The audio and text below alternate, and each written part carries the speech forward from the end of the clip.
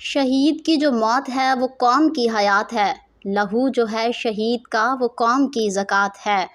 شہید کانسٹیبل خلیل احمد جویہ کی نماز جنازہ ڈی پی او دفتر پاکپتن میں ادا کر دی گئی۔ جویہ نیوز پلس رجسٹرڈ کے پاکپتن شریف سے نمائندے جمیل جویہ کی رپورٹ کے مطابق گزشتہ دنوں لاہور کے علاقہ نواب ٹاؤن میں ملزمان کی گرفتاری پر جانے والے کانسٹیبل خلیل احمد کی نماز جنازہ ڈی پی او دفتر میں ادا کر دی گئی۔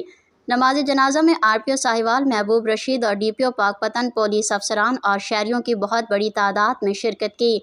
کانسٹیبل شہید خلیل احمد کا جسد خاکی مکمل سرکاری پروٹوکول کے ساتھ ان کے آبائی گاؤں 39 قبولہ جاتے ہوئے جگہ لوگوں نے شہید پر پھولوں کی پتیاں نچھاور کی گئیں۔ پاکپتن شہید ہونے والا نوجوان 39 قبولہ کا رہائشی ہے، ایک 4 سال کی بیٹی اور ایک 6 ماہ کے بیٹے کا باپ تھا۔ ڈی پی او پاکپتن طارق ولایت کا کہنا ہے کہ پاکپتن پولیس شہیدوں کی امین ہے۔ آج اس دھرتی کے ایک اور سپوت نے اپنی جان اس دھرتی کے امن کے لیے قربان کر دی ہے، ہمیں اپنے شہداء پر فخر ہے۔